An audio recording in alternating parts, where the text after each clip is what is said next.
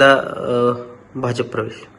माननीय देवेंद्र फडणवीस साहेबांचं मी नेहमी म्हणतोय माझ्या थोरल्या भावासारखे आहे. त्यांनी नेहमी मला गाईड केले आणि आपल्याला आठवत असेल की मधल्या काळामध्ये थोडंसं राजकीय मी दूर झालो असेल तरी प्रत्येक माझ्या कार्यक्रमामध्ये मी त्यांचा उल्लेख केलेला आहे आणि आता परत त्यांच्यावर एकत्र काम त्यांच्या मार्गदर्शनाखाली त्यांच्या अध्यक्षतेखाली काम करायला संधी मिळते तर बरं वाटतं की आणि ह्या सगळ्या प्रक्रियेमध्ये देवेंद्रजींनी मला प्रचंड सहकार्य केलेलं आहे, प्रचंड गाईड केलेलं आहे आणि त्याच्यामुळं बरं वाटतं की आता आपण मुख्य प्रभाग परत येतो. वरिष्ठांना त्या पक्षाच्या कळवलेलं आहे का किंवा काय चर्चा नाही?